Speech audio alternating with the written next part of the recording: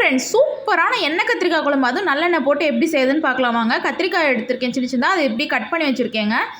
இது கூட 15 பல் பூண்டு, 10 சின்ன வெங்காயம், 3 பெரிய வெங்காயம், ஒரு கை அளவுக்கு கருவேப்பிலை, கொஞ்சமாக புளி எடுத்து ஊற வச்சுருக்கேன் புளி தண்ணிக்கு.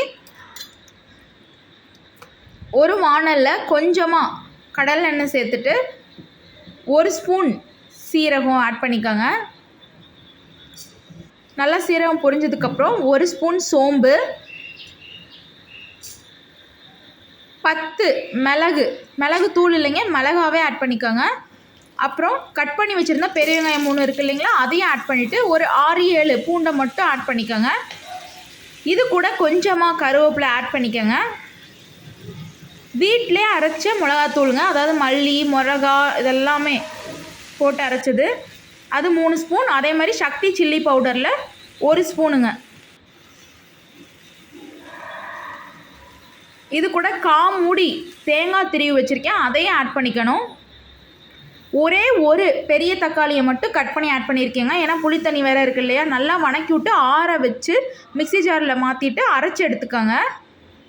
அரைச்சி எடுத்துக்கிட்ட பேஸ்ட்டை இப்போ நம்ம கட் பண்ணி வச்சுருக்கோம் இல்லைங்களா கத்திரிக்காய், அதுக்குள்ளே நல்லா இன்சர்ட் பண்ணிக்கோங்க. பேஸ்ட் நல்லா எல்லா பக்கமும் தடவணும் கத்திரிக்காயில்.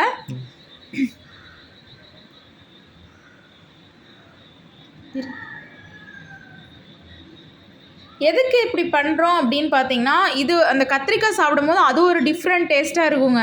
ஒரு மீன் குழம்பு சாப்பிட்ற டேஸ்ட்டில் இருக்குன்னா பாருங்களேன். இது கூட நல்லெண்ணெய், நல்லா எண்ணெய் கத்திரிக்காய் குழம்புக்கு நான் எண்ணெய் கொஞ்சம் சேர்த்தி தாங்க ஊற்றணும். நல்லெண்ணெய் கொஞ்சம் சேர்த்தியே ஊற்றிட்டு இப்போ நம்ம பேஸ்ட் கறி வச்சுருக்கோம் இல்லைங்களா கத்திரிக்காய், அது எல்லாத்தையுமே போட்டு நல்லா ஒரு 5 மினிட்ஸ் வணங்க விடுங்க ஸ்லோ குக்கில். கலர் நல்லா மாறி வரும். மாறி வரும்போது அந்த சின்ன வெங்காயம் பூண்டு, பேலன்ஸ் பூண்டு வச்சுருக்கீங்க இல்லைங்களா, அதையே ஆட் பண்ணிக்கோங்க. நல்லா அந்த மாதிரி வணங்கும் போது அரைச்சி வச்சுருந்தோம் இல்லைங்களா பேஸ்ட்டு, அதையும் ஆட் பண்ணிவிட்டு புளி தண்ணி வச்சுருந்தோம் இல்லைங்களா, அதையும் கரைச்சி ஊற்றிடுங்க. கரைச்சி ஊற்றுனதுக்கப்புறம் ஒரு 10 மினிட்ஸுங்க நல்லா அந்த மாதிரி கொதிக்க விடுங்க. நல்லா அது கொதிக்கணும்.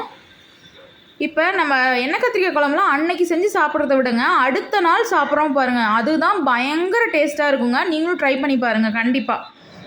இப்போ இது ஒரு 10 மினிட்ஸ் கழித்து கொதித்து எடுத்து வச்சாச்சு. எப்படி இருக்குது பாருங்கள் சூப்பராக. அப்படியே அந்த சுதி சாதம் இருக்குது இல்லைங்களா, அதுக்கு வச்சு சாப்பிட்டிங்கன்னா அப்பா சூப்பராக இருக்குங்க. நல்லா அந்த கத்திரிக்காய் மட்டுமே தனியாக சாப்பிடுவோம், அவ்வளோ டேஸ்ட்டு இருக்குங்க. இதை சாப்பிட்டதுக்கப்புறம் நீங்கள் மட்டன் குழம்போ சிக்கன் குழம்போ எதுவுமே ட்ரை பண்ண மாட்டீங்க, இதுதான் வேணும்னு சொல்வீங்க. இப்போ சுடு சாதம் இந்த மாதிரி போட்டுக்கிட்டு நம்ம எடுத்து வச்சுருந்தோம் இல்லைங்களா கத்திரிக்காய், அதோடு வச்சு சாப்பிடுங்க. எந்த ஒரு சைடிஷ்மே தேவையில்லைங்க. சூப்பரான எண்ணெய் கத்திரிக்காய் குழம்பு ரெடி. ட்ரை பண்ணுங்கள், ஷேர் பண்ணுங்கள், சப்ஸ்கிரைப் பண்ணுங்கள், கமெண்ட் பண்ணுங்கள், லைக் பண்ணுங்கள். தேங்க்யூ.